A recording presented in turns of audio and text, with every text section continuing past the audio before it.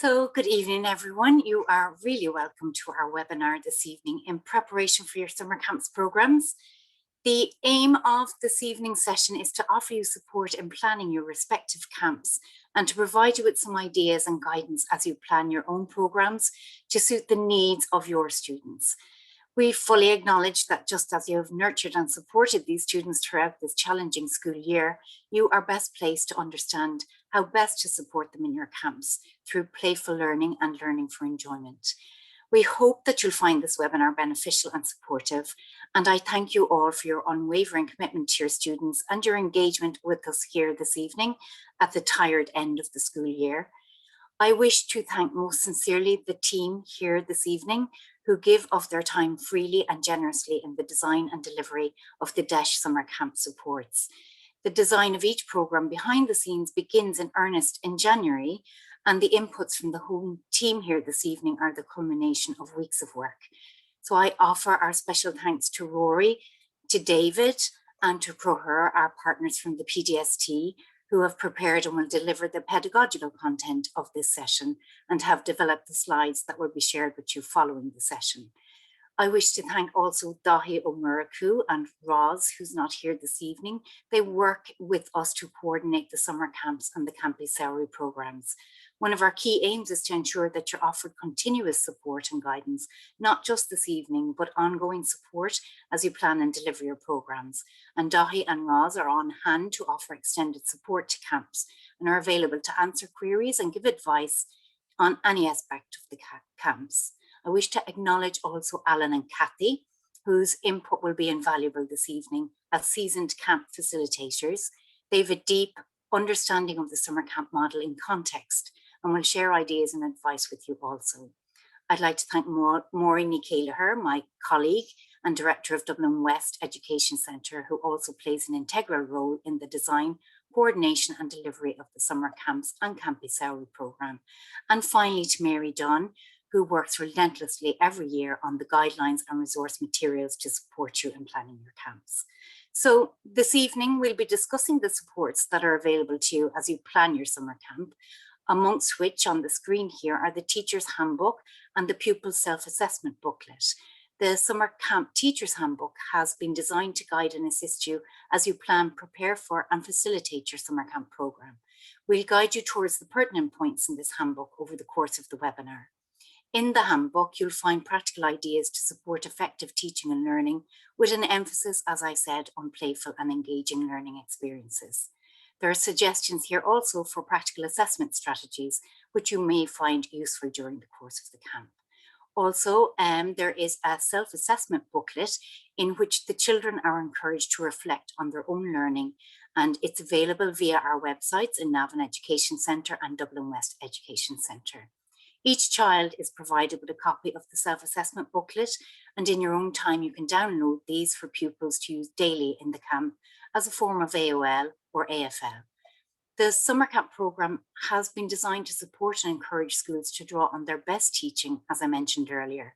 It also includes learning and assessment methods and providing pupils with high quality learning experiences in classrooms and in outdoor environments. Later on, we'll be exploring the potential of school and local environments. Pupils, as we know, learn best by being actively involved in the learning process and by connecting what they learn in camp with their learning experiences in school. The camp will enhance the pupils' sense of well-being and belonging. Pupils will have a sense of shared achievement by the end of the camp, hopefully. It is inclusive of all pupils as co-designers of their own camps, and it's hugely important that students are given a say in what they learn and how they learn. And also parents and guardians are encouraged to support the camp in meaningful and interactive ways. As mentioned, there's a strong emphasis in the camps on maths and language learning, either Irish or English, in a playful, interactive way. The summer camp programme is punctuated with many of the ideas outlined in section 6 of the primary language curriculum, such as playful learning experiences, the communicative approach, and cross-curricular and disciplinary literacy. And so before I hand over to Maureen Kelleher, I will lastly encourage you to access the resources and materials on our respective websites. We'll share the links in the chat throughout, And we encourage you also to input any questions you may have during the course of the webinar in the Q&A toolbar, and the team here will try to moderate these for you. So Maureen, I would like to hand over to you. Thank you very much indeed, Aideen. I'd just like to introduce our panel for tonight. Speaking to you this evening will be Kathy Butler and Alan Nelson. As Aideen already mentioned, both Kathy and Alan have vast experience in coordinating summer camps and campisari over the years in both of their schools, and are going to give you an overview of the experience of teachers coordinating and working on the camps over several years.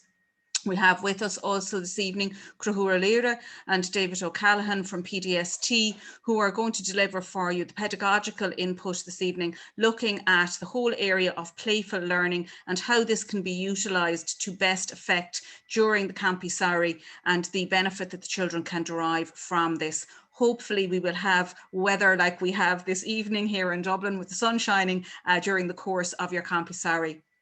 Dahi O'Muraku, who for several years now has been the coordinator of the campisari and has developed a lot of the resources that you'll be given access to tonight, will also speak to you this evening about camp management and all the practicalities which go with running a camp, especially if you are a first-time school organising a camp this year. Please listen to what Dahi has to say.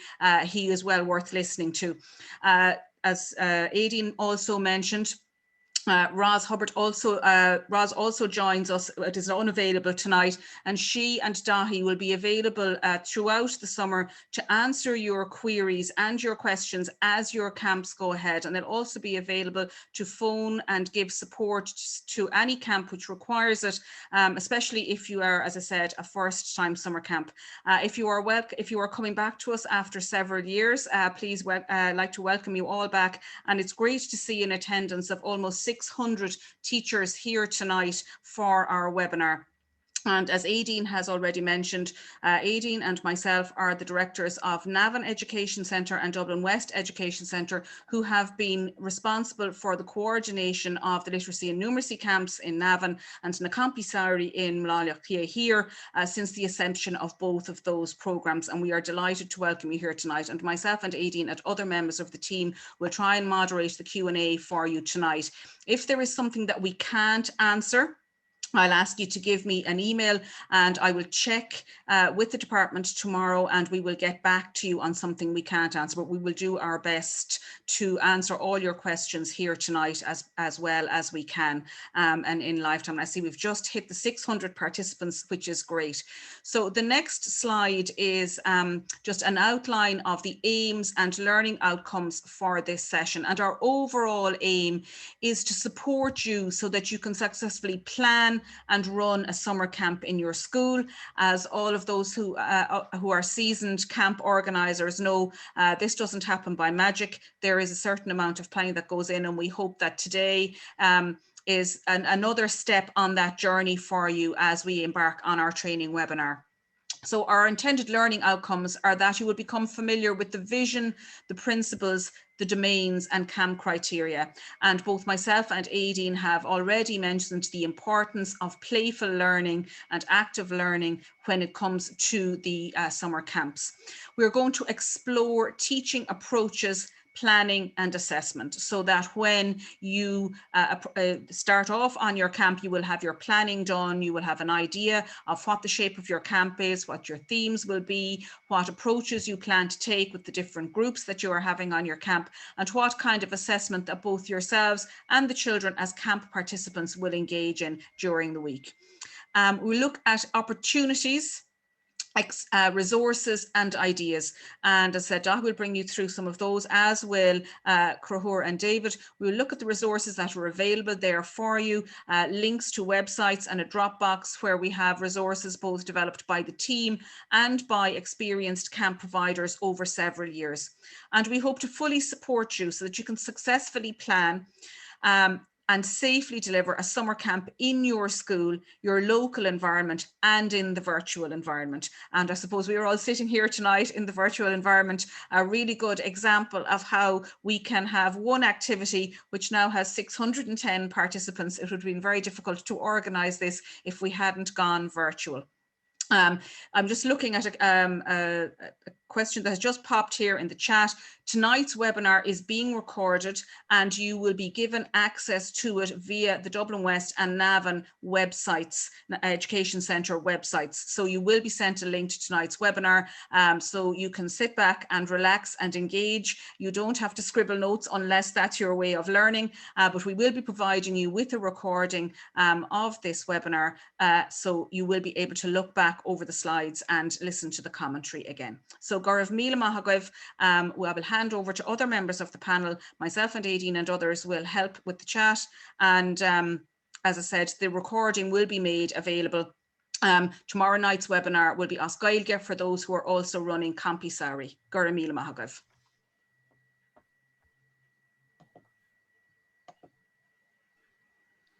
Gaurav Mila Mahagav and Shin Avoring, Agus Shiver Mahasaka Hendana Tafalteroy. I'd like to deal with the vision and the message, if that's okay with you, because actually, do you know what? Let's deal with the elephant in the room here. Every one of you, Gaurav Mila Mahagav, last year at this particular time, we were going through what we never thought, well, actually we didn't realize. And many of you, particularly those who've returned, there's a beautiful Irish saying that says, "Dóibh siúd a hochel an tubber, bachor an tuisce ól," for those who dug the well to drink the water. And we came with the motto last year, Is féidir ling. And I think that that's the motto we need to go with this year. As a chairperson of a school, former principal of a DEIS school, and having had over 40 years teaching, one thing is certain. I don't think I would have swapped any one of those years for the very tough, difficult journey every one of you has gone through this year. And we'd like to recognize that. The fact that you're here tonight, over 600, is a massive testament to the fact that we believe in our DEIS kids. We believe in all children. And 1.6 billion DEIS children, disadvantaged children all over the world have suffered during COVID. 1.6 thousand million. That's a lot of kids. People are talking about what can we do? Well, if you don't mind me saying so, is féidir ling, what you're doing here tonight, the camps you're offering. And let us be honest, the other elephant in the room, many people spoke out against these camps, and I understand why. Absolutely, as I'm sure you do. But that's not the issue here. The issue here is that 600 are here tonight, and Ta'an Chudina on this can't be Gaeilge tomorrow night. So Gaurav Mahagav. And we can do this. And why are we doing this? We're doing this for the couple of quid we get at the end? Yeah, why not? C'est la guerre, c'est la vie. We're doing it for our kids, for the children in our school, those kids who are most affected. Our children, let's be honest, who are in direct provision. Some of our children that you know are living in hotels. Some of them may even be homeless. Families that have suffered, and many teachers that have suffered. So I'd like to also acknowledge that there's quite possible in the 600 of you, some of you have lost people you've loved during the last year. And that's a difficult place to be. So Gaurav Mila Mahagav. So our motto this year is the same, Is féidir ling. And the vision and key messages of our camp and our camps are simple. And Aideen and Maureen would say the same. We're talking about taking the children to a place of well-being through literacy and numeracy, through nature-based solutions education, through being out in the fresh air, acknowledging the protocols that are there, so that children can have a sense of belonging, creativity and confidence, things that have been very difficult to get in contact with this year. The three big words in Europe right now and in our vision are belonging, justice and dignity. And that's for the teachers also. So let us have a confidence in our learning, but learning without stress, without pressure. Let us have joy. Look at the drop boxes. Grahur and David will outline them for you. Let us have fun when we're dancing. Let the kids enjoy the movement of dancing.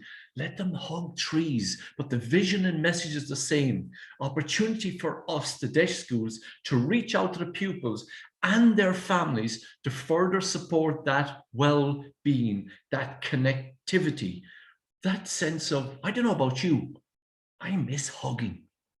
You know, I mean, I am happy with the trees, but you miss the hug. And yet we have to understand when we're dealing later on, when I come back in slides 22, 23, about the management. but our vision is simple. Let it be engagement, a unique engagement in ones and twos in our pods, however we're going to do it, within the protocols that exist. Let it be interactive.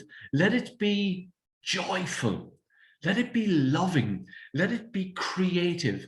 Look at the beautiful PDEST work in STEM Swinta and look at what's out there that we put there. But the important thing is, enjoy what you're doing. Don't worry, we're there. The most powerful word in any language is help.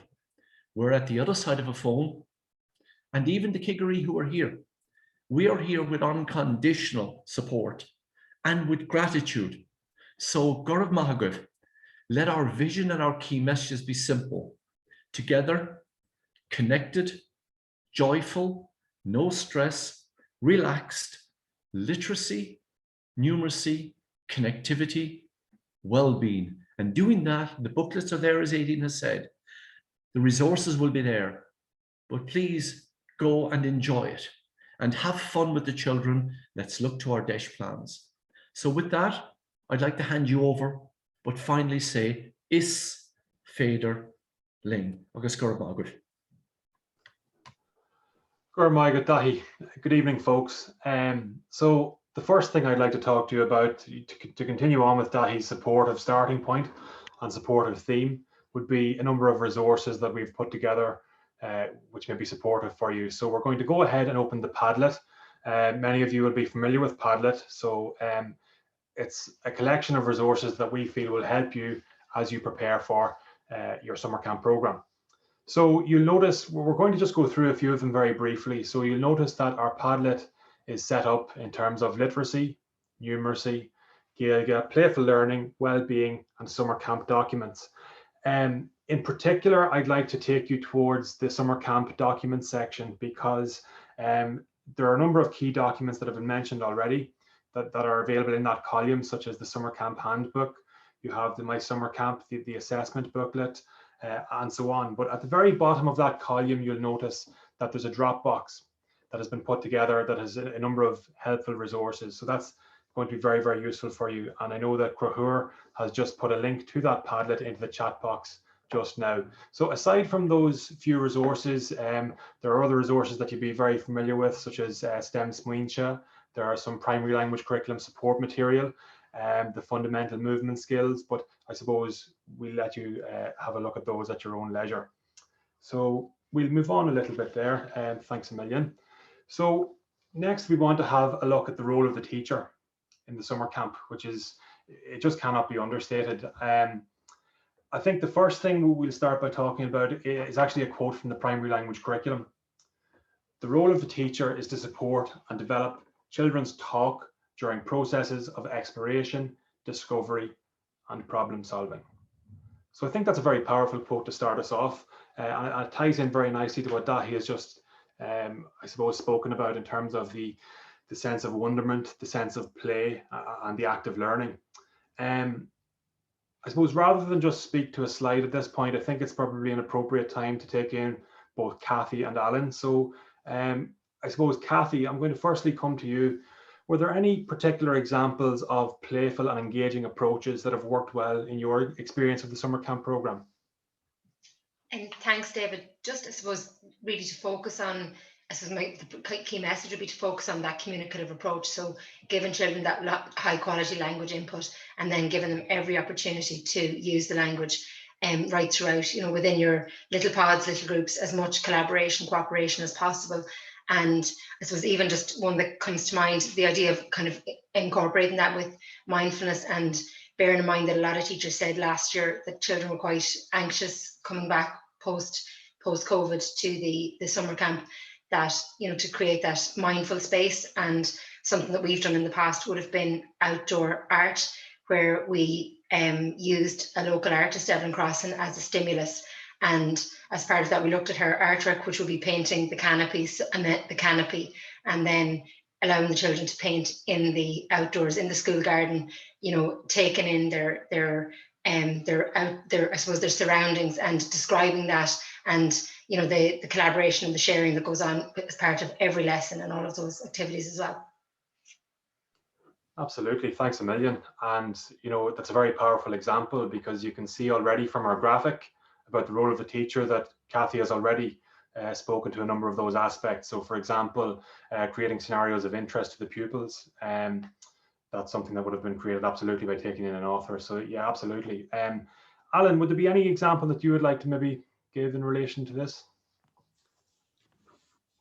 Hi.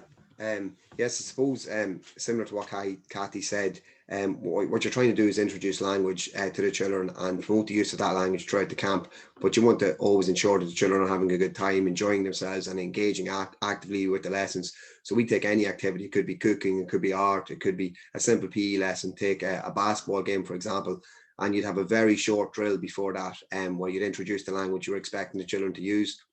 You can use your print-rich environment, where you take the children to an area of the hall, maybe before the basketball game, and very quickly introduce to the children the language that you would like to hear used throughout the lesson. The drill can last less than a minute, but they will then know the language that you would like them to hear, and then you use your reward system, which is very important. It's developed carefully, and it's very quick, and you can use tickets or you can use points, but make sure the children are immediately rewarded for the use of that language throughout the lesson.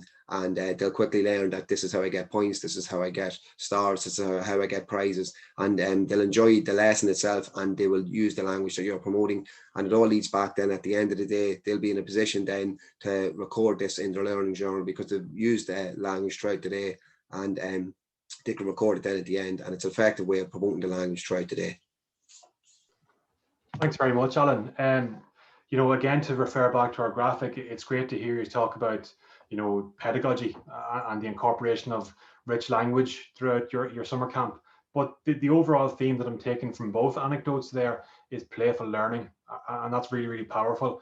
And I suppose the one aspect of the teacher's role that we go back to time and time again is the importance of play, and with that in mind, the importance of letting your guard down and just, I suppose, as Dahi said earlier on, enjoying the camp along with the children. Okay, that's very, very important.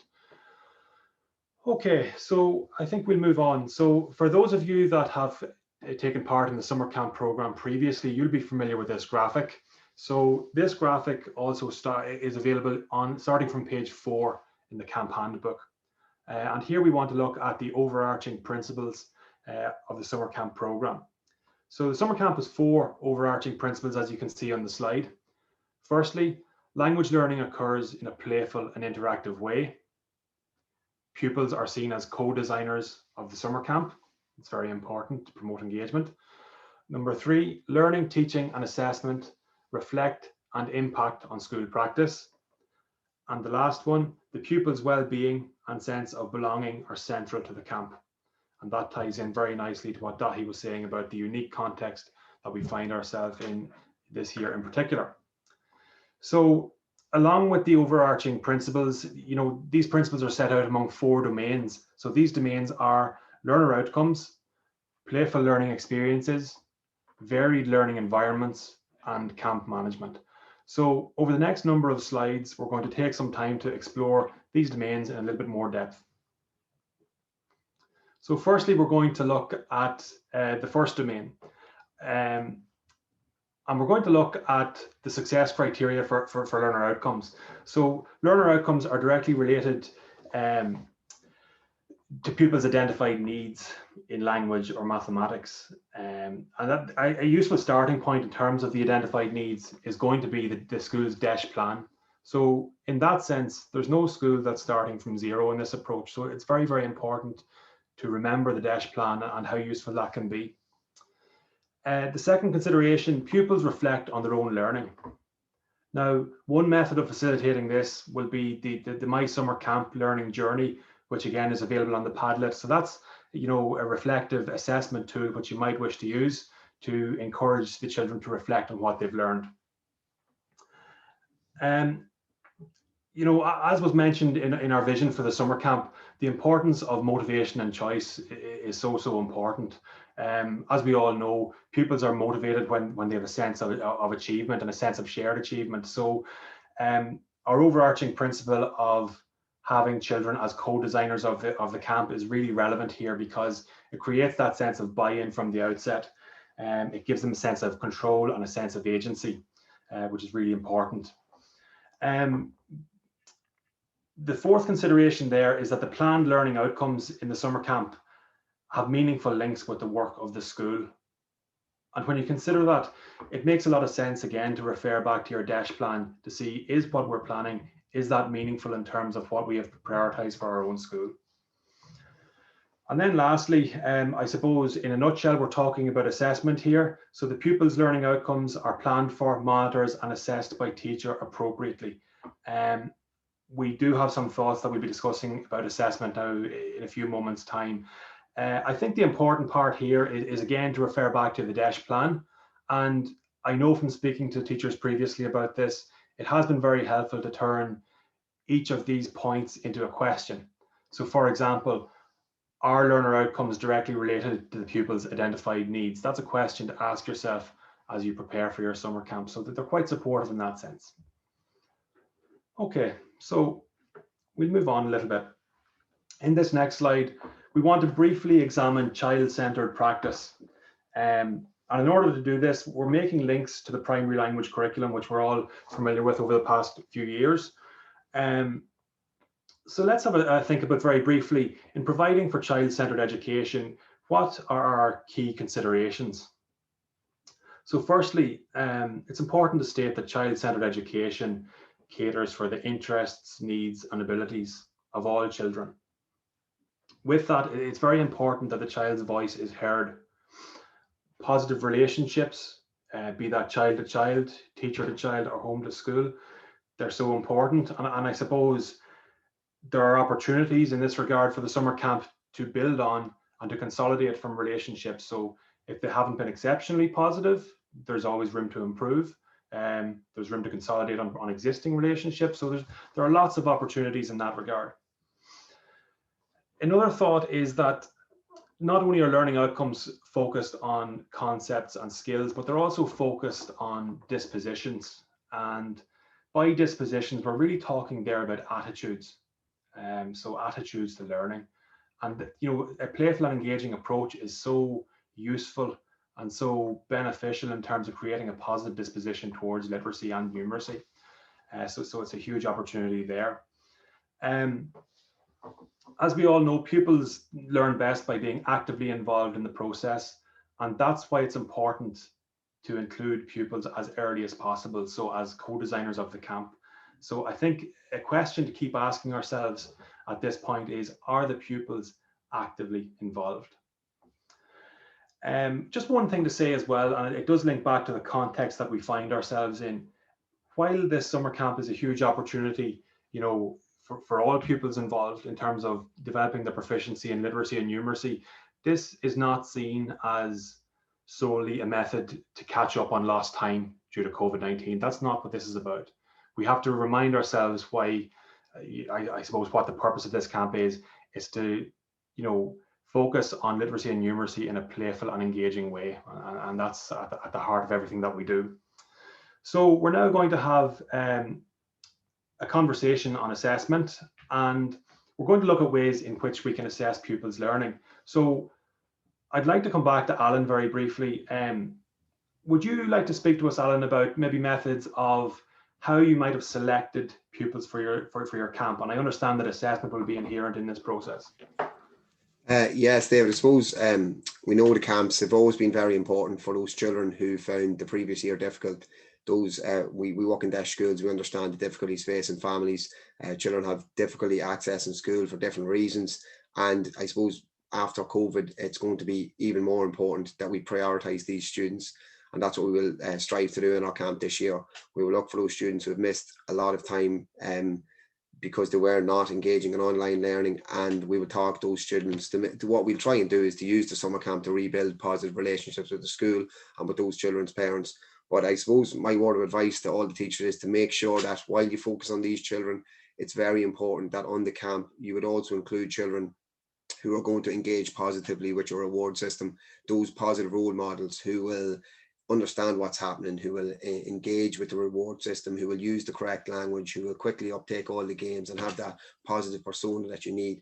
And you need to have a good balance when you're selecting your pupils. If you get the balance right, the summer camp will undoubtedly be a positive experience for everyone. And it does really carry then into September with those students who may have found it difficult before. We found in the past that students who enjoyed the summer camp, who rebuilt their confidence, who built that positive relationship with maybe one of the teachers on the camp, and that can be used then in September to get you out of a sticky situation with a child or a child who's not engaging, to remind them of the positive experience of the camp. And so that's what we would encourage in pupil selection. Be quite careful, get the balance right, and then it really has a long-term positive impact on the school.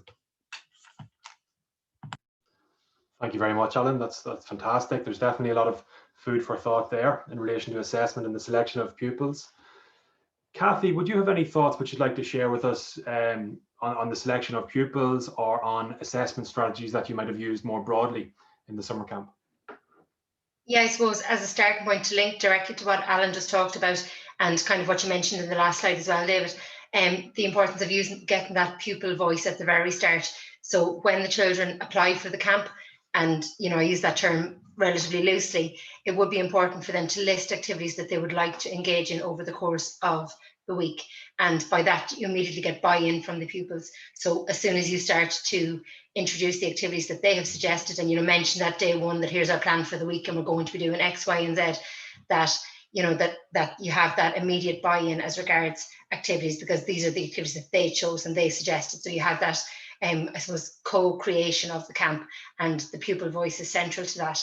And then as part of that, using the learning journey there, the camp booklet, at the end of each day, to jot down, something they thoroughly enjoyed today and something that they'd like to engage in again. And I suppose coming back to the point that Alan made about the print-rich environment and that high-quality language input, that you're constantly assessing the language. Are they being given the opportunity to use the language, or are they using the language? And if not, maybe we're not giving them the correct opportunities to do so. So to make sure we're creating those activities and environments where they can use the language that we want them to use. Thanks very much, Kathy. That's very true. I suppose assessment is inherent in everything that we do for the summer camp. Pre and during, I suppose.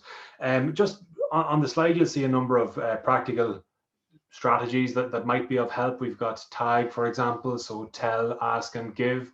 So tell us something that's been going well, ask a question, give a suggestion on how it could be improved or how it could be developed further.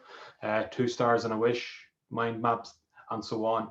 I'm not going to dwell on those in too much detail, but I am going to refer you to page 16 of the summer camp handbook, because there are some more suggestions and some more advice in terms of assessment, which you may find helpful. So I'd like to thank Kathy and Alan for those insights. They're very, very helpful and very beneficial.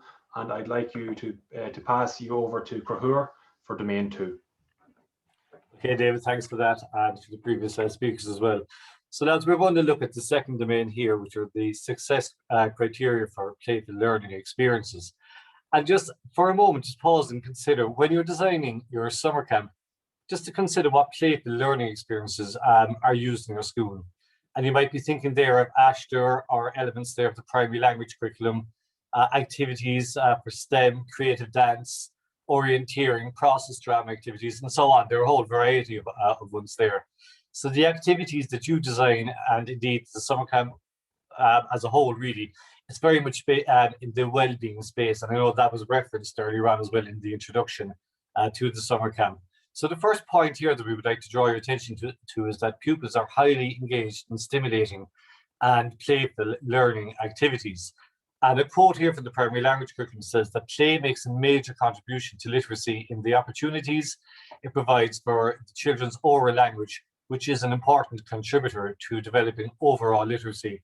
That's on page 46 there of the primary language curriculum, in case any of you want to look at it.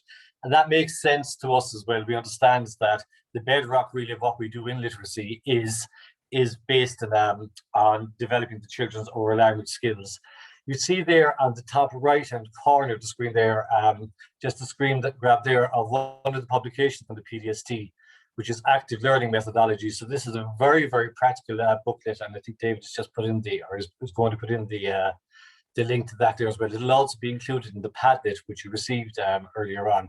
And this is chock-a-block full of just practical ideas for very quick activities that will get the children engaged and active in their learning. And that brings me to the second point there, that the children are active, that they work collaboratively, and they undertake tasks that are appropriately challenging. The third point then is that the pupils are engaged in activities where they solve everyday problems. And I suppose the importance and usefulness of problem solving in terms of literacy acquisition can't be underestimated. Children will invariably need to ask questions. They'll need to debate and articulate their points of view as they endeavour to solve problems. And by posing problems to the pupils, which they can relate to, we can provide meaningful stimuli for rich literacy and numeracy experiences. Now, you also see there a screen grab there for the STEM Smuinta online resource, and this is filled with practical and useful ideas and activities to support the development of science, technology, engineering, and maths. And in just a few moments, we'll just very quickly go over some examples of the some ideas there of the activities that are on this STEM Smuinta resource. But the fourth point before we do that is that pupils are enabled to gain a sense of ownership and responsibility for their learning. And this has been mentioned time and time again thus far in this webinar.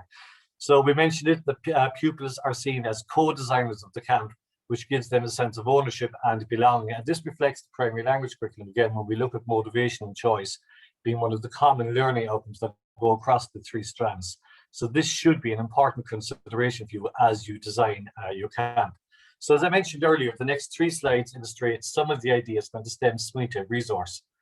Again, this resource is linked in the camp Padlet, and I put that up in the chat box there earlier on. And it contains useful ideas to encourage children's use of maths, language, and problem-solving skills. Again, this is just a suite of resources from which you can draw. Many of your ideas for the summer camps will be informed by your own experiences, your own knowledge of the children, and indeed of the children's experiences as well. So here we see in Cléile Picture, Sir Camus and the Smuinta Ta'on, Son to Road and Alani, Kyuka Barlat, would you prefer an extra 10 minutes of bed every day or 1 hour lying at the weekend? And you can't choose both. Another example would be maths size. So just I suppose a fresher approach there to maths trails. Again, that would be based on the school's local environment. Another example there that you find in Smuinta will be a science activity, tinfoil boats, and this is taken from the science curriculum. The strand is energy and forces, and the strand unit of forces. So the content objectives of the primary school curriculum are all included here as well. So again, we're not going to dwell because we don't have much time, and I believe that there's an important match on later on as well. But just to give you I suppose, a quick snapshot into the type of activities that are available on this Smuinta resource. Next, I want to move on to play and playful learning. And we see here some of the characteristics of play and playful learning. And there are a number of characteristics which are common in play and playful learning experiences. And rather than my talking about them, just want to reference Peter Gray's Free to Learn, first of all, where he asserts that children are designed by nature to learn through self-directed play and exploration. And I suppose just to consolidate that point there, I'm going to call on Kathy and Alan just to give us some examples there of playful learning experiences. So Alan, am I calling you there just to give us some for literacy? I suppose there are many of these activities that are very successful during the camp. The one that we have always used, and I suppose it ticks an awful lot of boxes, is we would have a song for the camp. So what you do is you take a pop song that the kids are into at the minute, and I'm sure you'll get hundreds of pieces of advice about these different TikToks that they all love. And what we would usually do is change the lyrics so that it contains what is actually happening during the camp for that day or that week. So the children are actually going around for the day, verbalizing the activities that are happening during the camp. I'm singing, I'm dancing, I'm cooking. And obviously it's to a tune and they love it. It's great for management as well, because you're able to use that to move from one learning environment to another, or from one activity to the next. And another positive thing as well is that the children will actually take great ownership in adding a dance routine. And as I mentioned, there are little TikToks that they're mad to do, and they'll really enjoy that. And it's also great as well, because at the end of the camp, if they've learned it off and they love to sing it and dance it out loud, it can be used for social media then to promote their fun activities on the camp, and used for parents, and they all love to watch themselves dancing and singing on screen. And then just finally too, if the kids are throughout the day verbalizing their activities, when they sit down at the end of the day to complete their little learning task, their little journal about what have I done today, they've got that language, they've been using it all day, they've been verbalizing it in their song, and now they can write about what they've been doing during the camp. So it's a simple one, it's an old school one, but we've always found it to be really effective. Get yourself a little Bluetooth speaker, attach it onto your belt as you're walking around, or your shorts as you're walking around, hopefully if it's sunny during the summer, and you can just put it on your phone, have it on your phone, and throughout the day as you move around the school, get them singing and dancing. And it's always been really successful for us, and I'm sure they'll knock great crack out of it. So that's one I definitely advise. Great stuff. Gramag the son, Alan, and I think it was mentioned as well earlier on, the necessity to let our hair down for ourselves to enjoy it as well. So Cathy and Fedlam Gleachert and son, agus beidir go push Dapla Samplin son when Ividach. Yeah, so like I suppose a lot of the activities overlap between numeracy and literacy anyway, but the likes of cookery is a brilliant one for your numeracy immediately. We've always done like a maths trail, so using your maths eyes around the school, around the environment. You suppose with the older kids you could probably go in a wider scope there, perhaps venturing into the community around the school as well. And then also the likes of your BBOTs, so using your technology and your linking back to your STEM as well is a great one for numeracy also. Like and even the drama, like the likes of, I suppose, particularly if you've got children that are maybe 3rd, 4th, 5th class, linking back to Ashter, but you can link so much numeracy into that as well with the drama too. And while they're the senior end of the school, they're still only children and love to play as well. That's great, and absolutely from infants right up. I mean, again, just to highlight the play and learning, playful learning experiences that we provide for the children. Just to very briefly recap it there, so we have active characteristics there. Children are active, they're adventurous and risky in a safe space that we provide for them. That the activities are communicative and enjoyable. They're meaningful to the children. The children understand why they're engaged in these activities, and also that they're sociable and interactive. And I think this year above any other year has been referenced so often. It's so important really that we can work a bit on the children's social skills, because not just the children but all of us, I suppose, we've been feeling the need to be a bit more sociable, that it's been denied us this year. So this might be a very, very important characteristic as well. I'm just going to move on there to the support materials. And again, thanks to Cathy and Alan for providing those concrete examples. But play-based approaches are a key aspect of the summer camp programme, and fun, enjoyment, positive attitudes and experiences for children are hallmarks of the programme. And with these characteristics in mind, it's important that we strive to incorporate playful learning as much as possible throughout the camp.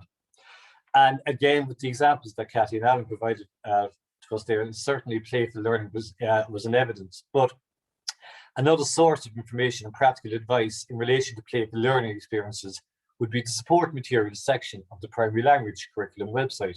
So there are a number of support material documents, such as infusing playfulness into language teaching and learning. So that's kind of exactly what it says in the tin, I guess. Organising for play resources. Another one would be organising for play time and routines. Another support material would be using socio-dramatic play to support oral language and early literacy. And again, that can be kind of bespoke, and that can be adapted to suit the age group of the children. The ideas here can be adapted to suit the age group of the children in your camp. Developing functioning language and literacy skills for the child learning English as an additional language. And again, Alan would have mentioned earlier on some of the criteria that you would use in selecting the children for the camp, and you may decide to select certain EAL students as well, because you might feel that the camp might benefit them. And there's a final one there about parents as well. So just getting some practical ideas about contact with parents, but how we get parents involved. And again, this would all be heavily dependent on, I suppose, the regime that we have in place there with regards to COVID and so on. Okay, so we're going to move on there to Kirkwick Conversatic Maris Bar Ahna as with the communicative approach. So we see there that there are three phases of the communicative approach: the pre-communicative, the communicative, and the post-communicative. So I suppose an approach to teaching and oral language skills that is highly recommended is the communicative approach, Nu Femar Dortmer and Kirkwick Conversatic. And in Ireland, this is the recommended approach for Múlan na Gaeilge. And there is information in relation to this in section 6 of the primary language curriculum on page 36. So I'm just going to move very, very quickly on there. If you might just go back there to the 3 phases of the communicative approach. It's very iterative. Those of you who are familiar with the communicative approach, it's not just that we teach language, but we also provide the opportunities for the children in which to use the language and then to further embed the language. So the communicative approach to it's in the 3 freighter. It's divided into 3. We have the pre-communicative, where we teach the language. It's the, I suppose, the more old-fashioned chalk and talk. We teach the language. It's input from the teacher. We teach the vocabulary. We teach new phrases. We are attentive to form. By form, I mean maybe grammatical points, or Kane Irish will to a play, and so on. And I suppose finally, then the hair product, if you like, to recite, rinse, and repeat as often as required. So I suppose this would be the more traditional one, but the recitation and the repetition are hugely important here, so that the children are familiar with the new language before we move them on to the second phase, which is the communicative phase. And this is our way to Carnegie Hall. It's practice, practice, practice. So we provide learning opportunities, provide opportunities for the children to practice and use the language. And there will be such ideas such as communicative games, role play, draw me biogas, social actions, whatever we provide for the children, so long as they are practicing the new language. So I guess we understand as teachers that it's not enough just to traditionally teach the language. We also have to provide the opportunities in which the children will use the language.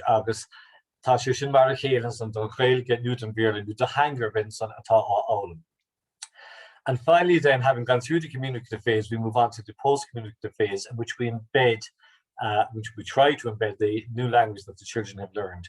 And here we might focus more on grammatical points, and we might analyze the language with the children. There certainly would be an element of revising what they've just done in the previous lesson. We might prepare them for a subsequent lesson and looking ahead. We might find alternative words and enrich the children's language. Agus is minic a curter in Keishler and son, Kahin doing Tangan or correction. So if you look at the 3 phases there, if you look at the pre-communicative phase, really the children shouldn't be making mistakes there, because what they're doing is they're reciting, they're repeating what they're hearing from the teacher. So if there are mistakes, as you're making a mistake, you probably won't know anyway, so don't worry too much about that. They probably won't make mistakes in the pre-communicative. However, I suppose mistakes will abound in the communicative phase, and you have to make a judgment call then. Do you correct the mistakes during the communicative phase, or do you allow the flow of the conversation, or the flow of the activity, or the flow of the communication to go on, and correct maybe the most notable mistakes or the biggest mistakes that the children are making in the post-communicative phase? Or you might decide that you'd rather not have the children practicing the mistakes as well, and it might be opportune to correct as they make them. You make that decision. There are no hard and fast rules about that. Nor are there any hard and fast rules as to how much time you should spend in the pre-communicative phase, or how much time you should spend in any of the 3 phases. Again, you know best as the teacher, and you know the children best, and you know as well how quickly or how easily the children are, I suppose, grasping the new language, and how easily they are using the new language in the communicative phase as well. Okay, the lower smint and son from Corkwick Cromside or Conson Erin Padlet Chin from Welgan Avenue Mule was firmly ishin in order Nisluha, but certainly you can use any of the ideas for Welgan Avenue Mule, new and Corkwick Cromside Aspirla Choma.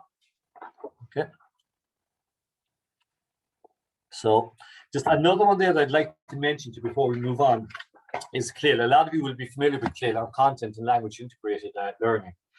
So this is a globally used approach. So you'll find CLIL being practiced not just in Ireland, but you'll find it being practiced in Scotland in their curriculum for excellence.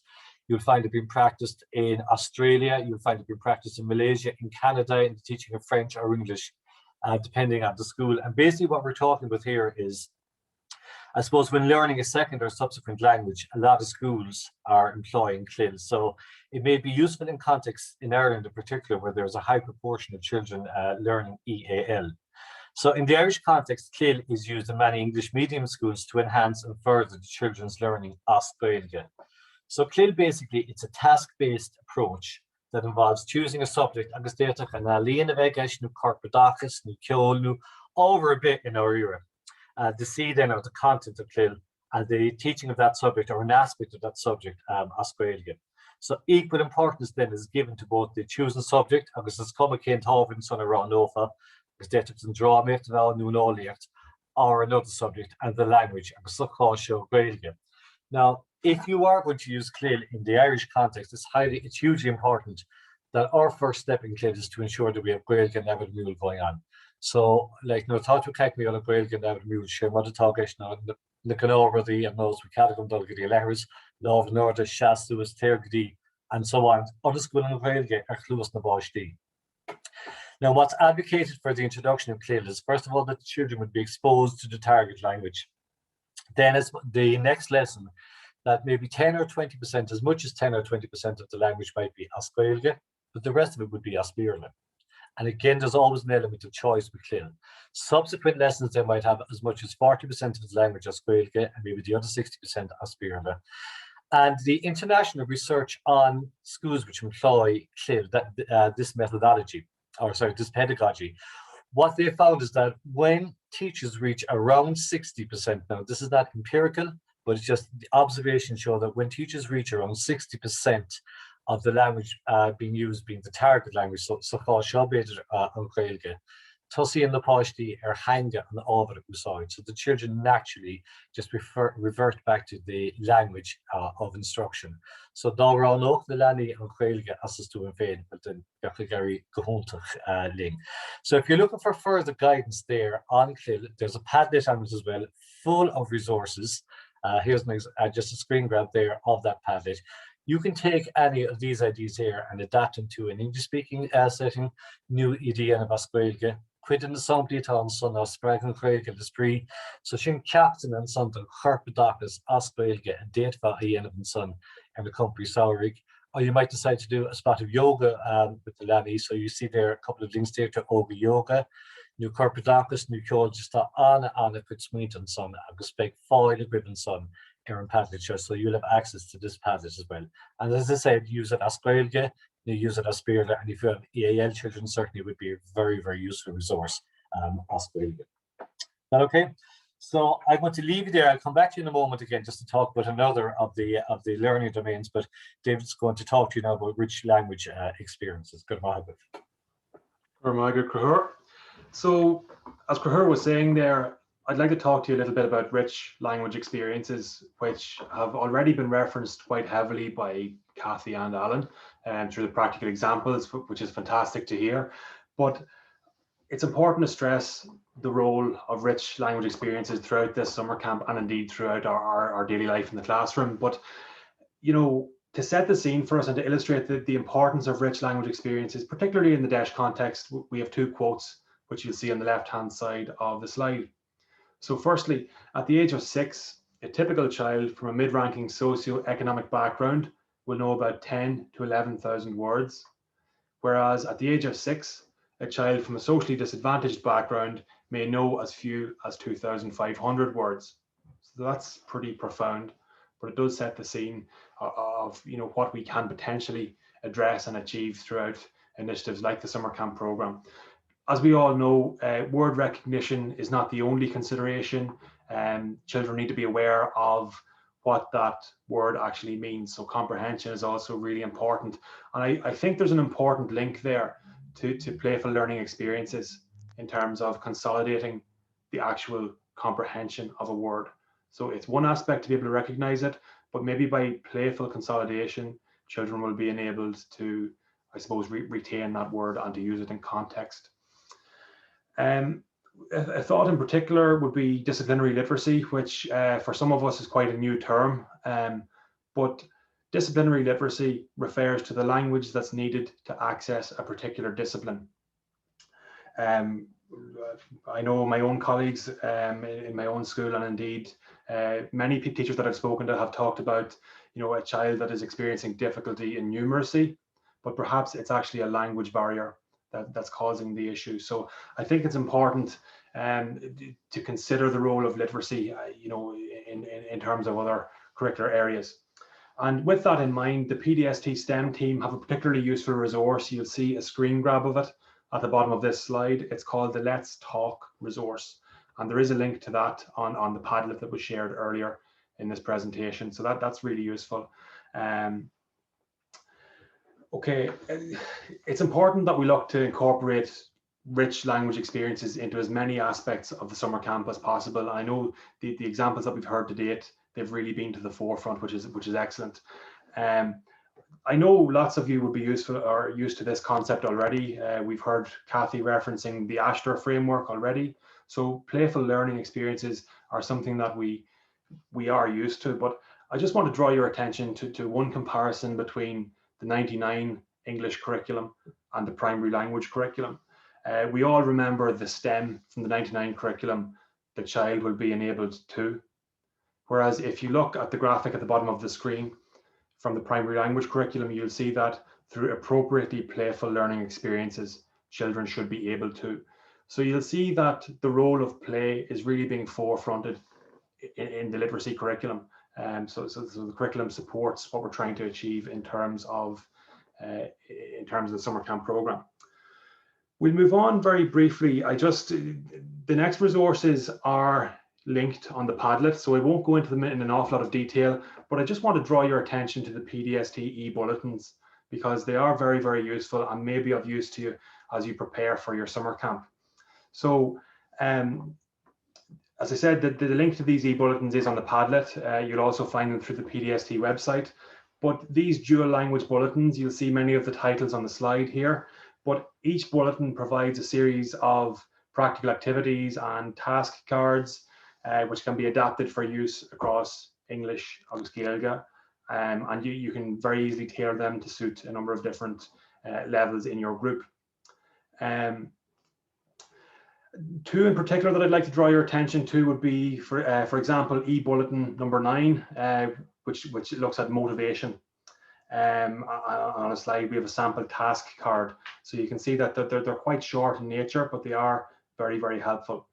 Another one that I'd like to draw your attention to would be playful and creative use of language. So that's e-bulletin number 8. So again, the aspects that come up in this particular e-bulletin would be using digital technologies playfully, using nonsense words and rhymes, for example, to support language learning across both English agus Gaeilge. So they might be of use to you folks, and again, the link is available for you on the Padlet. I'd like to pass you back to Cahura now for the next couple of slides. I'm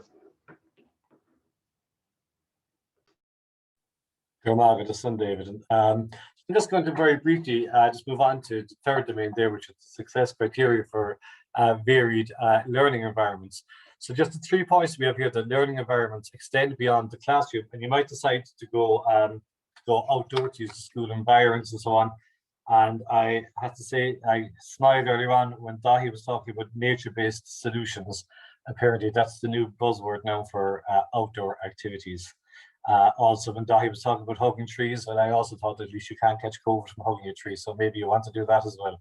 So just have a look at what's available to you in school, and again, we'll always reference our school's COVID plan as well. So we touch base with the overseer, read the safety of the children, and everything that we plan is in line with your school's COVID plan, which underpins absolutely everything that happens in the school. The second point there is that learning environments are used to promote inquiry-based experiential learning. And the third one there is that we have a clear focus on the target language and the learning outcomes. What do we want to achieve? What do you want the children to learn from whichever learning environment that we bring the children out to or that we introduce to the summer camp? I'm going to ask Kathy and Alan to come back in here again just to give us some practical examples of varied learning environments they would have used in previous camps. So Kathy, I'm failing to do that so much at all. Yeah, so I suppose some things that might be useful. I referenced already the maths trail throughout the school. In the same vein, perhaps orienteering around the school to take that idea on board. I know our local library is open currently, but only to groups of 10. So again, you might have to restructure pods a little bit, depending on your numbers. That might be an option. And again, with as Maureen referenced earlier on, the importance of contacting your library in advance. But I suppose even while beyond the class, it might still be bringing the library to the classroom. Perhaps the idea of having an online storytelling session if you can't go to the library. then I guess this was just you know, as Alan mentioned, keeping everything as fun and as active and as outdoors as possible, and you know, as much sport and activity as they can possibly engage in. And you know, even I suppose a lot of it is weather dependent, and I'm looking out at the rain here, but so much of your art, your creativity, your drama can be brought outdoors. We've done activities like tie-dye, painting, say gratitude stones, painting t-shirts, so many different activities, and can just be moved outside instead of indoors, particularly in light of COVID. And again, coming back to that, the Språkhanga, the you know, the language that you want the children to use in every activity. Okay, Cathy, you're míle mágad as an program some bhí teachta léomh go in chat box. Alan na féadlam san íoríir ta teachta má beidir sample na bhón san den timpachtaí agsúla desáid sibse. Hi again. Yeah, I suppose something that we've recently started to use really successfully on our camp is our active walkway. I know it's not something that all schools will have yet, but we only recently got it, and it's been really, really successful. If you don't have an active walkway, I'd recommend just have a wee look online, and there's so much information about them, and you can make a temporary one for your summer camp. So why would you do that? You can start off maybe early in the week using it as it was designed as an active walkway where children go in their pods, again, COVID safe and outdoors. They go to different stops along your walkway, and they might do physical activities at each stop: squats, jumps, star jumps, anything, press ups, and that gets them used to actually using the active walkway. But then later in the week, again, the reason for doing the camp is developing literacy and numeracy. You might have a literacy activity where children go from stop to stop collecting maybe letters or symbols, and they have to come back together as a team and maybe develop a sentence or a word or a phrase. It can also be used then for numeracy, where you may have digits on each stop, and then children must perform an operation. It could be addition, division, subtraction, depending on your class level or the ability level of the children in the groups. So an active walkway, if you have one, brilliant, use it during the camp. It's a great way of ticking so many boxes. If you don't, check out online, there's loads of information. A lot of schools have been developing them because of the Active Schools Week and the schools flag. So put a temporary one in place, mark out some areas throughout your whole campus of your school. That's another thing about it. Don't confine yourself, try and use the whole school campus, and the kids will really enjoy it. And again, started early in the week, develop their ability to use it by a simple activity, and then you can use your literacy and numeracy then when they've got the hang of it. And again, we found that it was really successful, so I'll give that a go. Thanks. Perfect. Come on, Alan. So Cathy and Alan there would have given us very practical ideas. And I know that Cathy mentioned as well the library visits, and Dahi will be speaking just when I'm finished with this particular part here. Dahi will be speaking to you about the use of the library. But just before we move on to the use of the library, we could also consider how the virtual environment could be used to provide playful, engaging learning experiences. So, for example, for storytelling or an interview over Zoom, might be all zoomed out of it, but it's a possibility. Taking a virtual tour, we might use QR codes that might already be in use in our schools. The schoolyard and grounds, local green spaces, again, the school library, the school hall, general purpose rooms, ASHTA rooms if you have one, computer room if you have one, staff room if you're there, parents room if you have them, corridors, as well as classrooms. Again, there are loads of ideas around trails and around the use of the varied learning environments there in the Padlet, particularly when you're looking at the sections there on the maths and the science trails. So, Gana Hilamula, just have a bugger right and some quick Dahi, I expect Dahi, Glower Cliff and Son, we are making the use of library resources. Good morning, with.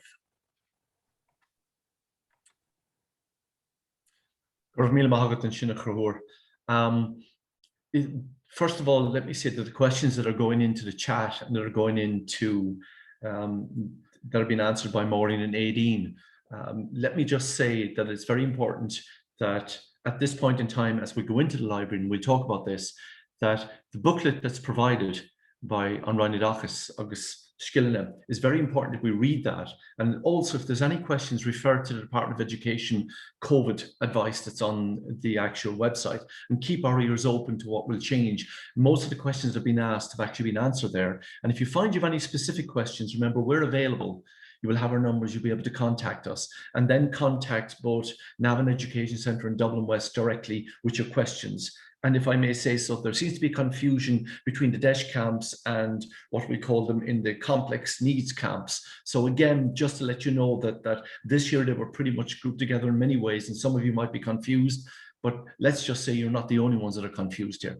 So to deal with in particular making use of the library resources, I'm after putting a link into the chat there. And it's very important that one thing we know about the library this year is that we cannot really go anywhere in any form of group without making pre-arrangement on that. So if you do intend to go to the library, it just makes sense that you would contact the library first and find out whether or not they can accommodate you. They may or indeed may not. And if they can, then one can arrange to go down in your groups of 12, which might be a pod for you. And some people have put in some questions about infants a second. Each school knows themselves within their own COVID response, within their child's safeguarding, which we'll come back to in a moment, policy, how you'll deal with this. But again, the department advice on COVID, which is on the website, and the booklet does give a lot of advice in this. And I know it's been difficult to get there because at this moment in time, we're like dogs chasing our tails, but it is really worth your while, and even to speak to your overseers, which we will deal with in a moment, to read the booklets, to look at the guidance, to come back. So where the library is concerned, I put in a link there to summerstars.ie. Summerstars.ie or Libraries Ireland have a huge amount of resources if it turns out you cannot go there. Now, you can request books from the library visit, because it's important that children again would experience this sense of literacy. But also on the summerstars.ie or Libraries Ireland, you have a huge amount of pre-recorded literacy experiences with authors, with librarians, with local experts. And the children can engage in this if you utilize an iPads, you use it in the tablets, if the children are in the technology environment out in the open air. So I'll even give you the out open air on that one. If you're out there and the weather is good, as opposed to poor Kathy, who's experiencing rain night now, so I hope it stays up there to that part of the world. But library no longer just refers to going physically there. But if you do wish to go there, please, please, please pre-arrange, ring the librarian, see if it's possible, and then allow it to happen. If not, a librarian can come to you. There are library officers there. They can come. How are they vetted? Again, look at the protocols, your safeguarding, and in particular the child safeguarding that you've ticked in the box, but also your COVID policy in the school. How does that fit in? I know that people are putting in questions again about bringing visitors from the outside. Please refer back to the booklet. Please refer to the Department of Education website on the COVID-19 guidelines and listen out for any changes that may come. So library is a massive experience. There are beautiful books there by the PDST in Wellbeing and Wellbeing Resources. Indeed, even NEPS would have done it last year. There was a pre-recording there, but the activities will be determined by public health advice.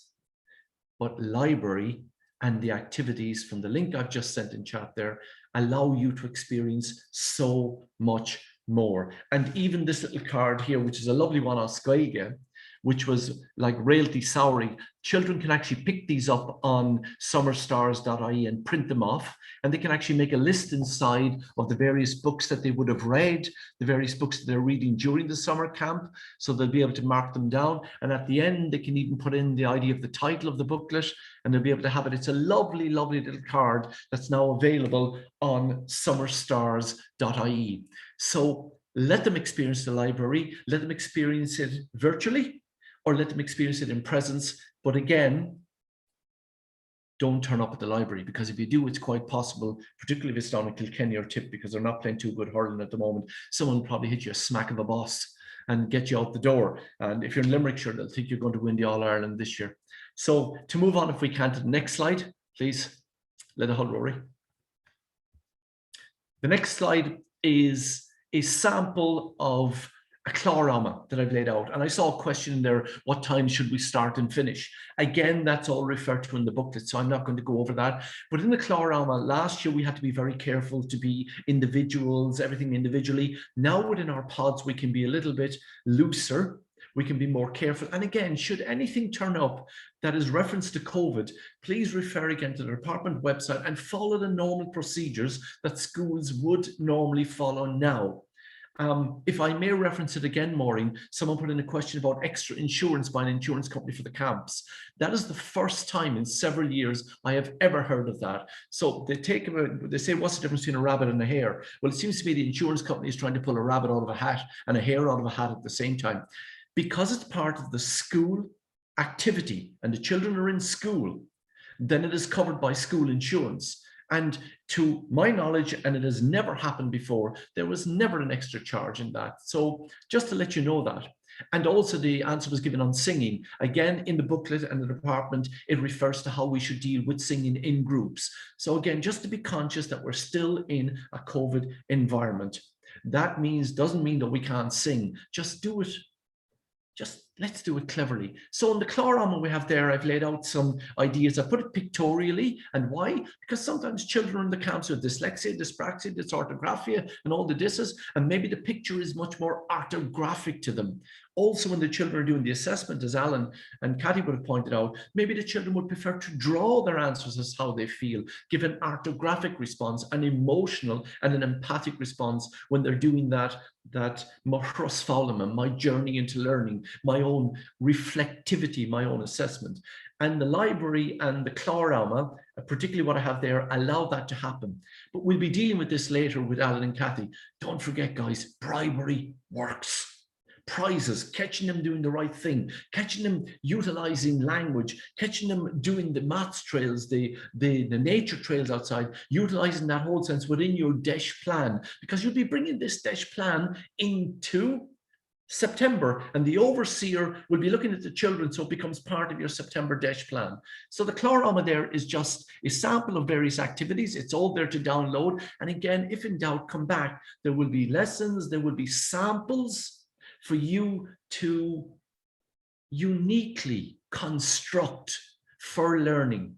So you can build those lessons and change them so that you can make them, I suppose, indigenously and uniquely empathic to your camp. And I know a lot of the questions are out there, so Maureen and Aideen, forgive me. There are so many questions inside in the chat at the moment that are worth reading. But again, a lot of them could have been answered, particularly when you looked at the booklet or the Department of Education. And also people are asking about payment scales and not permanent staff. If in doubt, send a direct email to the education centres. So again, with the chlorama, the important thing is to have it fun, have it lively, have it exciting, have it playful, and allow for the cuteness, allow for the yoga, hobby dubby, just allow for that sense of, let's go back to the 60s. Let the kids enjoy flower power without that which made it happen in the 60s. Crow, stay out of this one. Mary Dunn, you're way too young. You can't remember that, or Kigra. So can we move on to the next one, please? In the next, I suppose what we're looking at right now, to be specific, is we're looking at success criteria in the camps. So before I get into success criteria with this, is it's all about planning. You have 10 hours available to you, which is paid for to the school, to put together a plan. It would have been easier in the past where we had the children and the parents and everyone involved. And indeed, I'm going to ask Kathy and Alan to come in a moment. There are many ways of doing it, but plan to succeed, but keep it simple. KISS, keep it simple and steady. Keep it simple and steady, and make sure that the environment in which the kids are is an orderly one. It's secure and it's safe. That may mean that your teacher is moving groups. And I see people have put in, can the 36 kids go together in the yard? What are you doing now in school? What is your school policy towards that? And again, remember, safety, safety, safety, because should there be a case of COVID, you follow your protocols within the school. So again, think of the Campusaric as a continuation of your protocols, but not schooling. It's not school. It's a camp in well-being, in literacy, where the children can experience and the teachers can experience together that sense of the DEIS literacy camps, following that the plan you have, but not in a formal schooling environment. And the child protection and other policies have to be fulfilled. And we'll be dealing with that later. It's important that they're visible should someone come to the school. And there's been a question put in there, will the inspectors be coming to the schools as in the past? The reality is that we will be phoning schools and we'll be asking, but we're not the Kiggery. There is no formal assessment as in what would happen with a Kiggery. But if an inspector is going to come to the school, and it is a possibility, they will phone the school beforehand on the number that is given by your overseer. And then they will speak to the overseers to see that everything is in place. And should they come, it is not an assessment. It will be an oral feedback. There will be no written feedback, and it is not a formal assessment. Indeed, they'll be looking at COVID response, maybe level 1, how the camp is responding to that. And it will be a communication, a collaboration between the Kiggery and the school, should that happen. In our case, as facilitators, we will not be visiting. We will be phoning. We will be there on the phone for you at all times to answer, to help you, and indeed to support you. But it is possible that from a Kiggery's perspective, but it will be all pre-done, pre-planned. And let's get this stress out of here now. It is not a Kiggery coming in to assess you. It is a Kiggery coming in to be there, to see, to assist, to advise, and with giving you oral feedback on what happens during the camp, during the actual day. Attendance and punctuality have come up, and they said, what happens if a child? Well, Maureen has answered that question. If you know a child is not coming back, offer it to another child. But again, be careful, because you have to protect the protocols. If you know that that group is safe, how do you know the child is coming in? So use what the school has in place right now. What would you do if? That's where the overseer comes in. And we'll be dealing with that in a moment, the role of the overseer. A short report, which will be provided by the education centres, will be sent back at the end. And when it comes to the teacher's payment, which is there, that's done in the OLCS system. Same thing with the SNA. That's got nothing to do. And I know a question has appeared also on whether or not the food would be provided this year.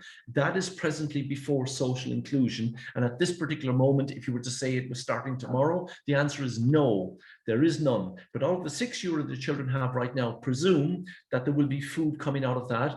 But there has not been a final decision made by An Rangad Agus Gilna Filover about the food. It may indeed change in the coming weeks that there will be food provided. So keep that one there.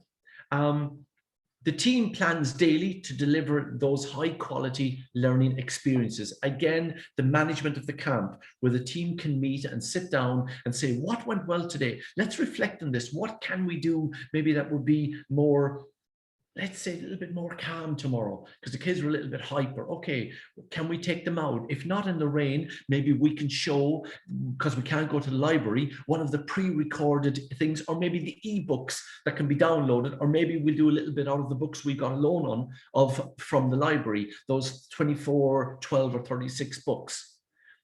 The important thing is that we have opportunities for meaningful also parental and community involvement.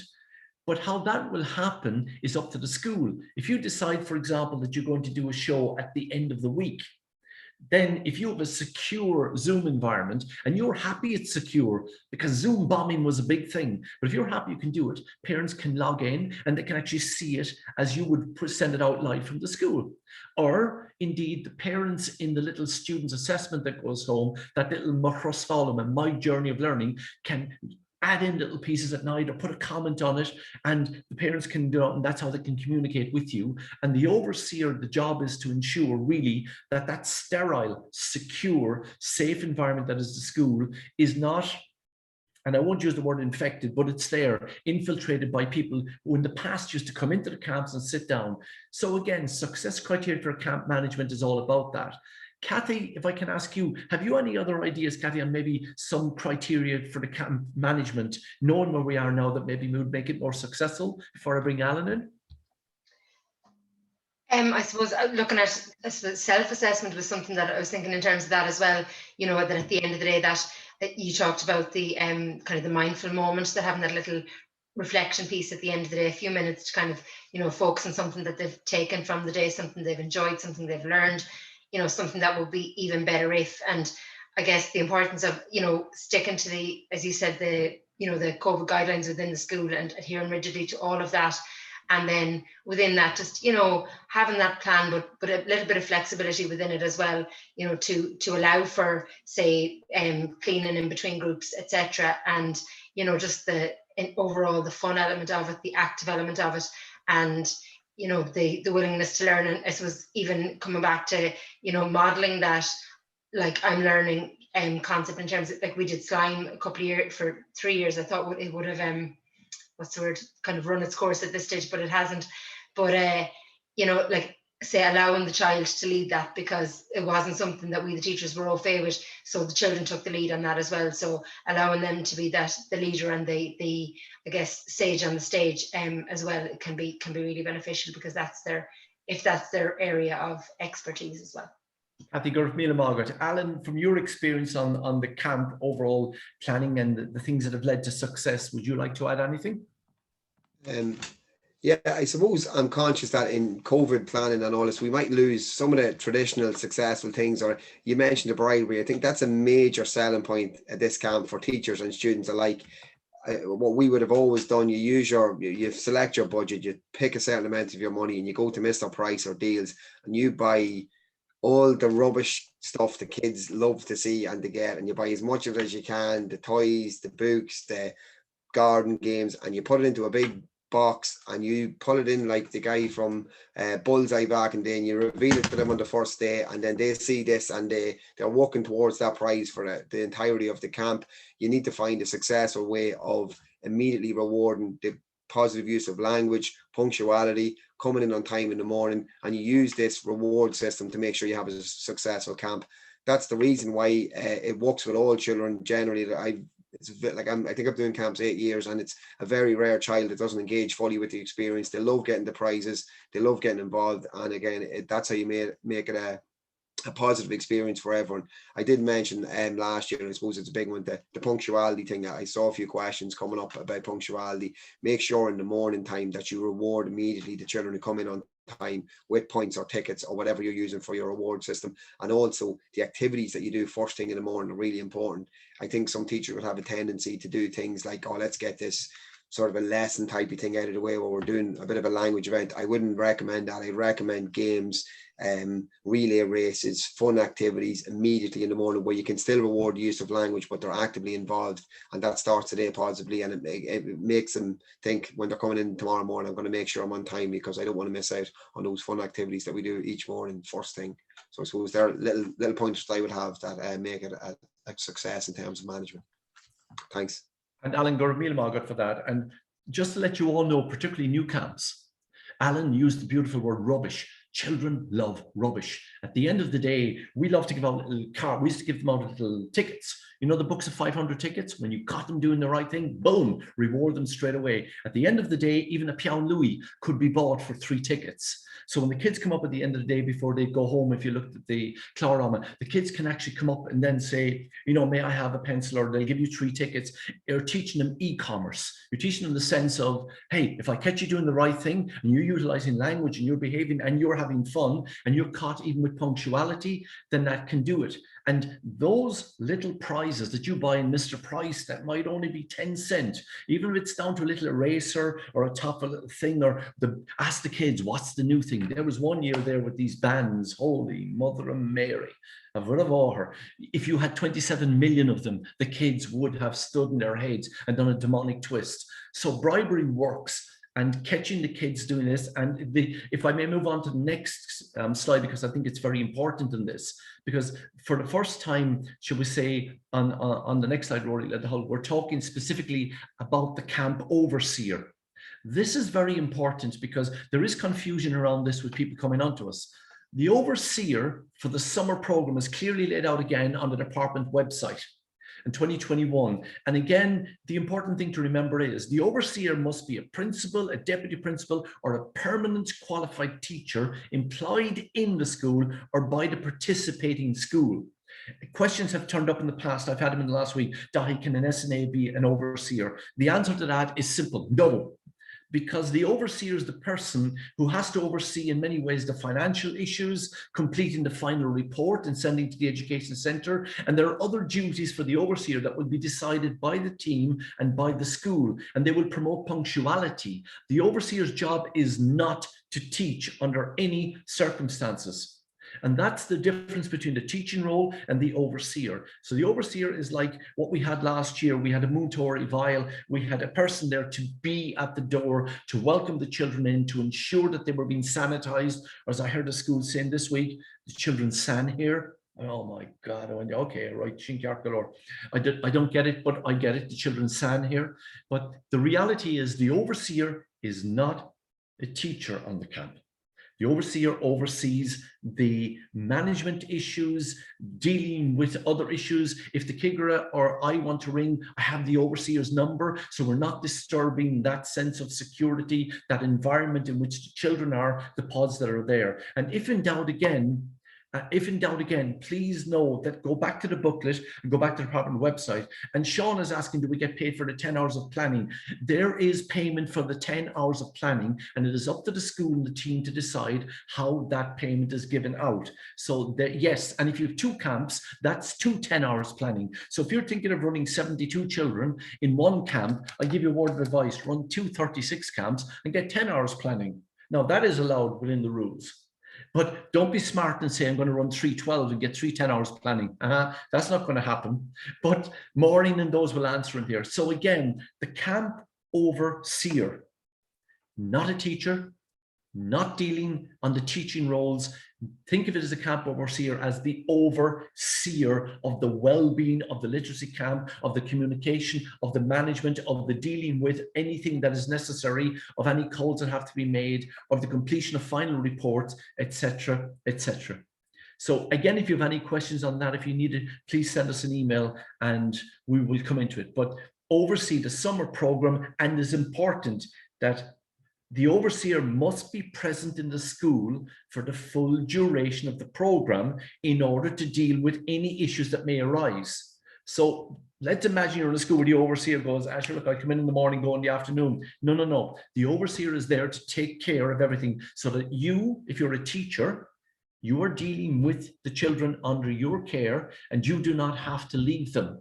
Unless it is part of your plan where you switch over. The overseer is there during the full duration of the program. Again, please refer to the Department of Education website or to the actual booklet. And only one person should be employed to do this position for the duration of the program. At the end of the program, it's just so much easier because otherwise you're complicating things. And again, KISS, keep it simple and steady as much as is possible. Okay. So moving on from that, if I may move on to the next slide, please, which is the COVID-19 response, should we say, plan.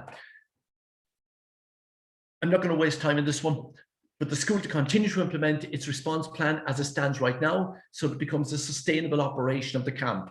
The overseer is there, but again, to ensure that the school sees who's the DLP, it's on the door, it's written down, who do we respond to if someone comes in, they can see if anything happens, but the overseer is there to ensure that everything runs smoothly from that management position. Additional guidance in health safety matters can be accessed in the guiding documents for schools, and they're available again on the Department of Education website.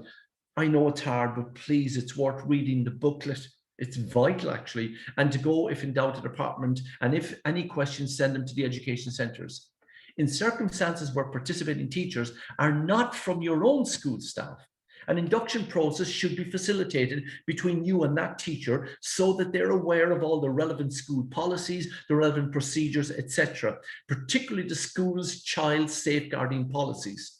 And some of you out there, by the way, you've been bold, you've been Donna, because you've sent in your application forms and you haven't sent in your child safeguarding statement as part of your statements, included as part of the activities of the school.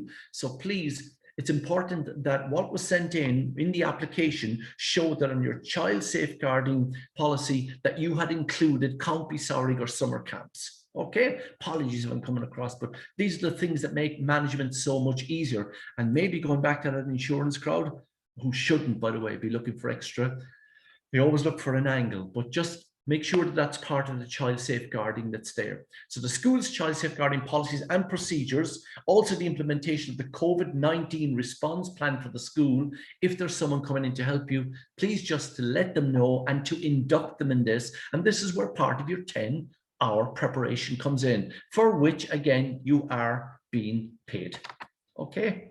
And the next one, if I may go to the next slide again, which is child safeguarding, because it was actually onto that one. Apologies, Rory. So the name of the DLP, child safeguarding statements, are prominently displayed near the main door and in the reception area so that they are available. If the DLP is not present for a week of the summer camp or the second week or whatever, arrangements are in place whereby the overseer and the lead teacher can contact the DLP to discuss child protection concerns. Again, follow best evolving practice in your school. What you would do in your DEIS plan, you're now following in your best practice for all of the policies relevant to COVID, relevant to DLP, relevant to child safeguarding, relevant. The school's child safeguarding statement has been ratified by the Board of Management, as you know, and if there have been any changes, ratified by the manager and the principal, and it includes an annual review and a risk assessment. The operation of the camp, again, should be listed as one of the school activities, and that should have been submitted to the Education Centre, because Siobhan and Joan in the Education Centres, they have enough to do. And let's make their lives as easy as possible. All teachers involved, again, I think you've done this, but just in case there's an issue, to be aware of their responsibilities, having read the safeguarding statement, and remember responsibilities as a mandated person in the school for the county Saurig. Right, coming on to additional guidance on the next slide, if I may. On the additional guidance, all I can say is the booklet, the Department of Education website, keep your ears open. You have the email for Navan and for Dublin West. The links to resources have been given on the Padlet. They will all be made available. They will all be there on our drop boxes and all available to you. Facilitators, we will be available to link with you. You will have our contacts. We will be there to offer support and advice, and we will not see you. This year we will not see you, but we will speak with you. And if necessary, you want to do a WhatsApp call with us to show us what's happening, particularly with the overseer, we look forward to that. And again, finally, where the Kiggery are concerned, if anything is in a visit, the Kiggery will phone certain schools, they will phone others to see if it's okay to come and visit. Again, it is a non-setup like that. So phones will come from the inspector, the camp organisers, to support and to advise. Okay, we're now on 29, and I think at this particular moment, guidance on planning, the next one. Can I ask maybe Kathy and Alan at this point in time, because you've listened to enough of my voice, have you any last final thoughts or messages, Kathy, that you would like to give to the, 600 participant pluses that are here tonight? I think I've mentioned most of it already. Just absolutely have fun, keep it active, as much sport, art, music, dancing, and like all of that outside within your COVID guidelines and your COVID response plan that is attached to your school. You know, cooking, music, I mentioned music already, as much art and craft as possible, and fun. Let the kids enjoy themselves, let them active, talk, and have a good time, you know, as part of this, I think is the key. And Alan, how about you? Have you any final thoughts that you would like to share with over the 600 participants at this point? Again, final thoughts and messages. Yeah, I'd say enjoy it, lads. I know there's a lot to take in here, and the planning and stuff. Once you get it right, select your pupils carefully, put the planning in advance, and just be mindful of the COVID issues. But then it has really, like I've always found, the benefits for the pupils and the school are immense. Pupils get to rebuild positive relationships with the school. They can develop a confidence and learn new things. As a teacher, then you're trying out new things that you mightn't want to try it in the classroom during the year, or you get the opportunity to try them. If they work, that's fantastic. You bring them into September, and if they don't, you can scrap them and try something else. Young teachers as well develop leadership capabilities and organizational skills, and it really brings teachers forward. Then for the parents as well, it's always a positive experience for them. They know where the children are during the summer, they're having a great time, they're earning rewards, and again, they're really happy and skipping, we found, coming into school every morning. So I'd say once you bring that bit of energy and enthusiasm to your planning, go in every morning, as I said, Bluetooth speaker, a bit of fun, a bit of crack, and it's really beneficial for everyone involved. And after the year we've all been just through, I think a lot of teachers will be surprised at how much they do enjoy facilitating the camps, and the kids will have a great time as well. So I'd say just plan a right that and go for it and enjoy it.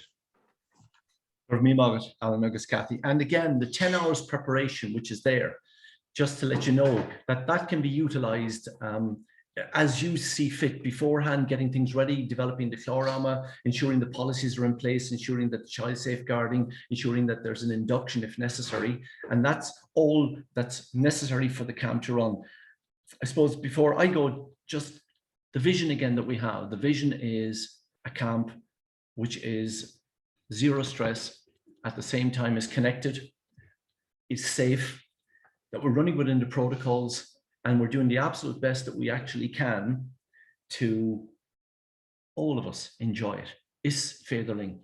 We actually can and we will. And again, gur míle maith on behalf of the whole team that's here for doing this. And if you have any questions, please contact the education centres that are there. Maureen and Aideen have been putting down incredible amount of questions, and the questions are very logical. But just to say, some of you have put on questions concerning transport, some of you put on questions concerning SNAs. Please refer directly to the booklet, and at the end of the application document you would have received from the department, there would have been a specific number and or email. If in doubt, please make a case by case to the department and let the decision be done there. And when it comes to social inclusion and meals, we should know soon enough. And the minute we know, you will be first to know. Morach son, Gurv Mila Magav, and look forward to an incredible set of camps, a safe set of camps, and more importantly, a meaningful set of camps. And again, Crahor or Dorbe, a muck fwin spare. Go out there and just ruffle out there and have fun and do it as safely as possible. And the last thing I'd say is be careful with the libraries. Don't just turn up. Gurv Magav.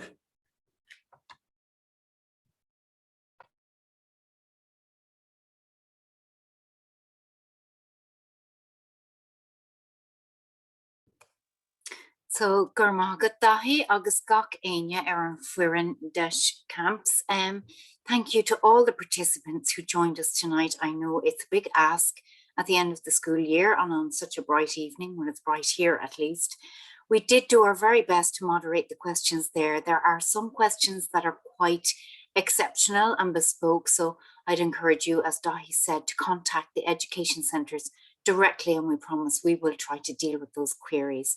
Thank you so much to the team this evening for their inputs. As ever, very professional and a great support to our teachers out there. And as I mentioned earlier, these supports are ongoing. If you have queries or questions, we do have the facilities and capability to answer your phone calls or to moderate your emails and get back to you as soon as we can. And just for you to know that you've got the support out there as you endeavour to run your camps.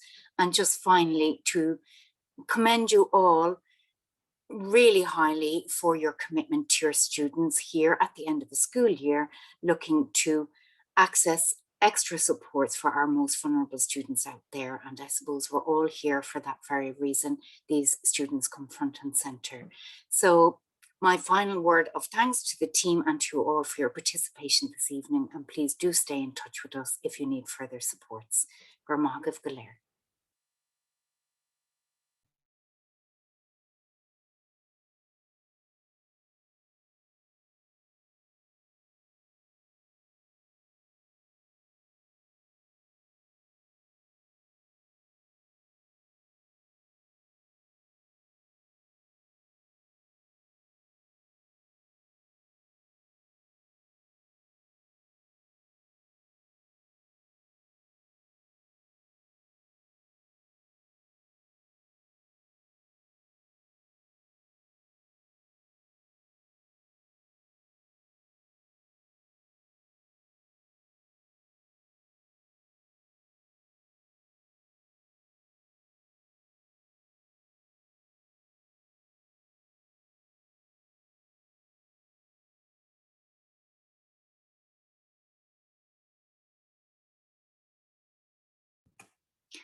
So folks, our participants are filing out there. If you want to engage your cameras again, just to.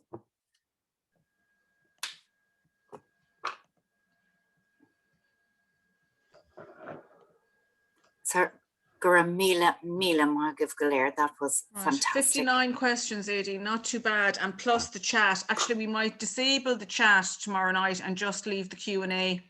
The chat is quite confusing because when you answer in the chat, unless you put to all attendees, it doesn't appear. Yeah. The question doesn't appear. It's only appearing to the panelists. So we do need to steer them towards the Q&A. We might disable the Q&A tomorrow, or the chat tomorrow night, and just use the Q&A. Yeah, it's at least it's all in one place. Would we have access to the chat? It's just I'm thinking of the links that we'd have sent in, or would we just send out in separate? Okay, topics? So we'll just have to say to them you not can to put questions actually. in the chat. No. Yeah. Well, you can put a setting on it, and I'll do that. Yeah, the panelists can only have access to the chat. Yeah. Perfect. Yeah. So we'll do that tomorrow evening. Yeah. That was fantastic. Really, it was really good. Well done, folks. It was great. Yeah. Highly interactive and a lot of information given out there. Maureen, I have a feeling we'll be sitting on our emails all day tomorrow. I think so too, yeah. Listen, folks, Mila Margav. David, it's been lovely to see you again. Yeah. Wish you all the best. Thanks a million. And we will see the rest of you anon tomorrow. Lacuna of day. Slán.